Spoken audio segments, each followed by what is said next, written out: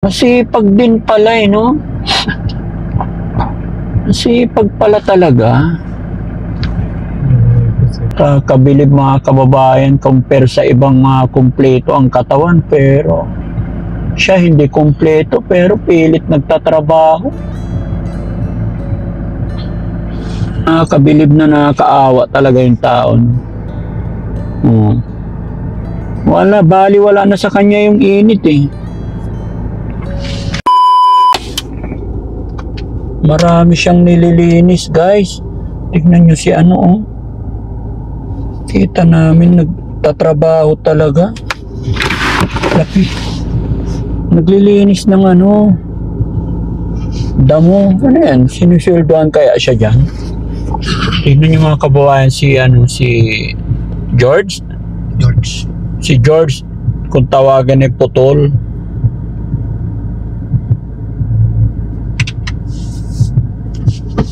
Sipag naman kahit na walang paa, walang kamay oh. Naglilinis ng damo.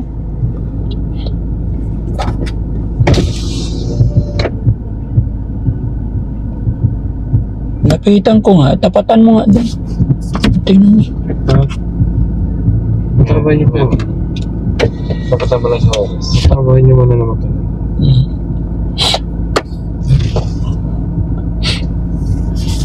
Ayan, naglinis. Maluwag na yung nalinis niya. Kahit hirap na hirap magpala, no? Galing naman.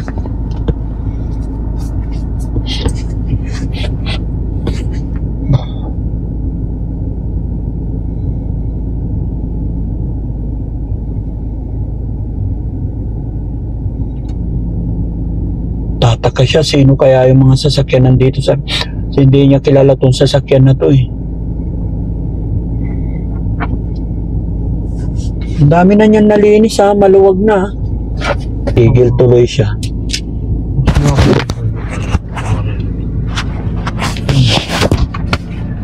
Ayan.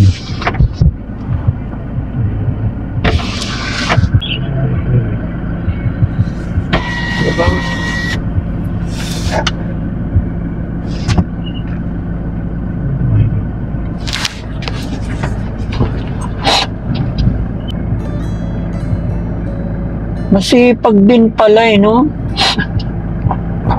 Masipag pala talaga.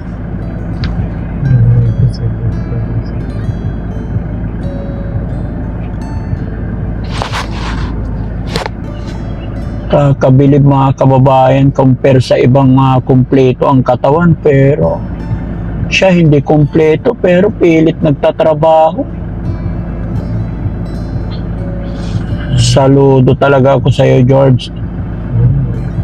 Oh. Ang tanong, anong oras siya nagsimula dyan? Ha?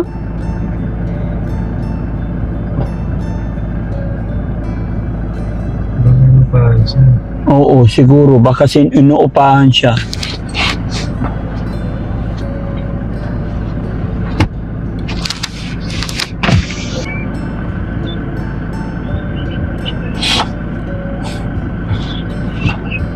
Ito nanay niya?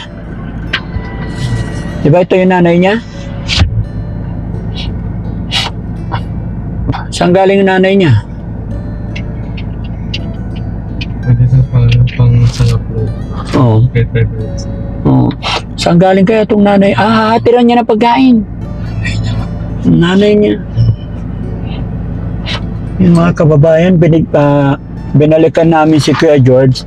Ito yung sitwasyon na gulat ako sa kanyang ginagawa. Tignan nyo. Naglilinis ng damo.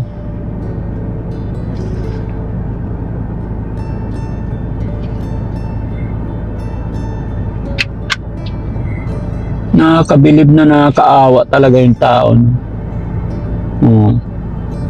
Wala na sa kanya yung init eh.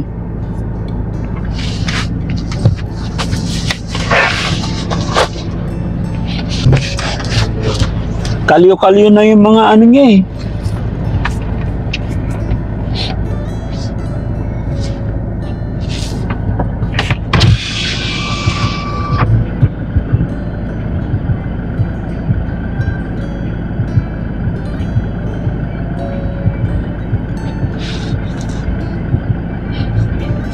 Matyaga lang talaga, no? Pero kahit pa paano, nakakapaglinis, nakakapagtrabaho. Kaysa naman wala. Pero maluwag na yung nalinis niya hanggang doon, no? Eh kung maghapon din siya dyan, di matatapos din.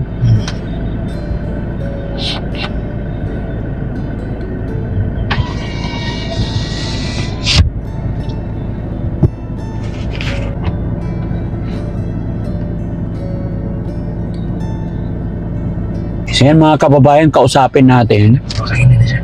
Ayan na yung nanay niya. Pinatiran siya ng pagkain. Ang bait naman ng nanay. Pagkain nga ba niya yan? O pagkain niya. Ang mga kababayan, time check kasi is 12:14. Ay, inagawan ni nanay.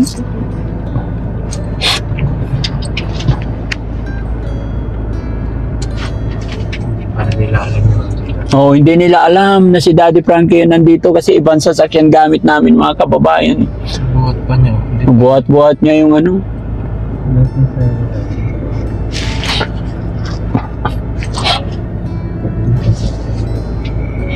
Saan siya kakain? Oh, tara. Ay, nanay ang kumain. Nanay ang kumain. Kawawa naman si George. Hindi pa kumain. Pahinga na siya. Pahinga lang, babae natin. Okay?